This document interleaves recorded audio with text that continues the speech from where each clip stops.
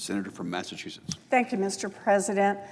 I rise today to talk about the vote we've just had on the motion to proceed on the Genius Act.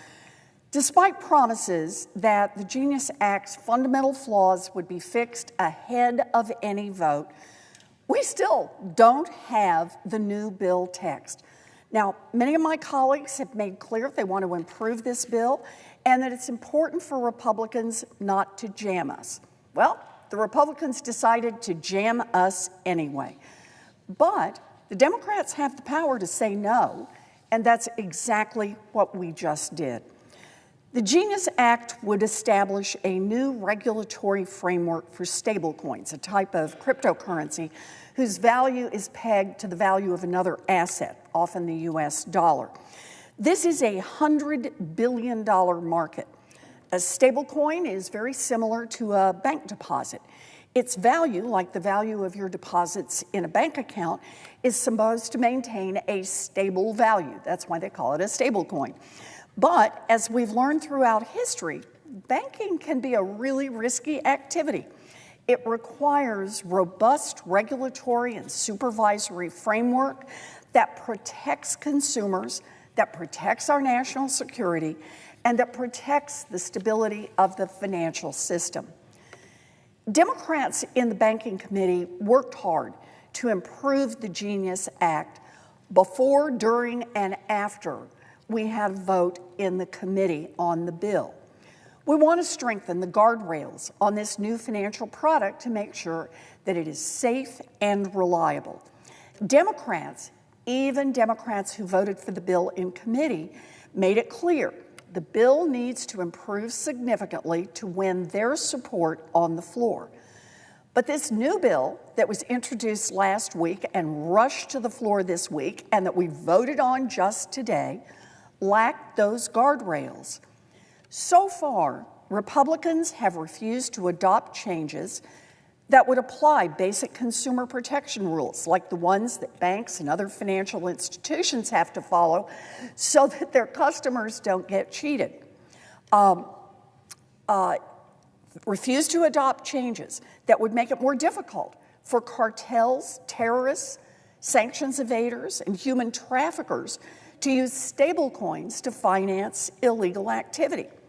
Have refused to adopt changes that ensure that stablecoins do not destabilize our financial system and require taxpayers to bail out crypto companies when they crash. Have refused to adopt changes that would prevent big tech billionaires from using this bill to issue their own private currencies. Have refused to adopt changes that would stop Donald Trump and his family from corruptly profiting off their new stablecoin, USD1, which is already the 5th largest stablecoin in the world and has already been used to cut them in on shady, multi-billion-dollar deals with foreign governments. So, what happened when the Democrats saw the new version of the bill last week? We stood together, we held firm, and we made clear that we were not giving them enough votes to get to 60 and move the bill forward. That brought Republicans back to the negotiating table over the last several days. The lead negotiators made clear Republicans need our votes. We will not be rushed. We will not be jammed. We will not vote on something that we haven't even seen. This issue is simply too important. And that brings us to today. We were asked by the Republicans to take this vote without ever seeing the text of the new bill. There is no way for any senator to know whether the final bill sufficiently protects consumers. No way to know whether the final bill prevents terrorists and rogue nations and cartels from using stable coins to move dirty money around.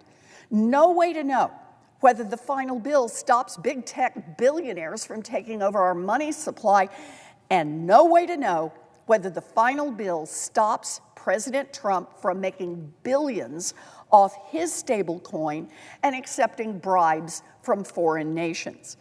These purported fixes were negotiated behind closed doors in the dead of night And we don't even know for sure what they are. We need time to evaluate them carefully.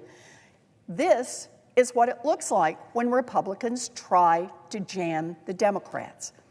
Look, the opportunity for bribery and corruption through a Trump stablecoin is not hypothetical. It's not like, well, here's something that might happen. Trump has already shown us right out in public exactly how to run the corruption play. It was reported last week that an Abu Dhabi investment firm, MGX, is using Trump's USD1 stablecoin to finance a $2 billion investment in Binance, essentially giving Trump a cut of the deal. The firm is chaired by someone who is referred to in the industry as the spy sheik of the United Arab Emirates, and co-owned by G42, a firm with extensive ties to the Chinese government. I do not think that some of my colleagues fully comprehend the scale of this corruption. Donald Trump and his family have essentially started their own bank, and money from foreign governments and large corporations is already pouring in. This is not one of Trump's standard failed side hustles like steaks or vodka or his licensing deals. His stablecoin, USD1, is the 5th largest in the world, and it's only 3 weeks old. He is set to make hundreds of millions of dollars, potentially billions of dollars on this undertaking. If you're seeking pardons, if you want tariff exemptions, you want other special favors, you don't need a briefcase of cash pushed under the table. You can do it conveniently online with Donald Trump's stablecoin. How can any senator, Democrat, Republican, or independent, endorse that kind of corruption? How can any senator, Democrat, Republican, or independent, facilitate that kind of corruption? Over the past few months, we, as Democrats, have too often forgotten we still have some power, and this is our opportunity to use it. We did not vote for this bill today. We stood firm and we demanded improvements. I have heard from some of my colleagues this bill will happen with or without us, and that is simply not true. We proved it today. I urge Democrats to continue to use their power and to make sure that we don't sign off on a weak deal, on a bad deal, on a deal that months from now or years from now we say, oh, that turned out to be a bad idea.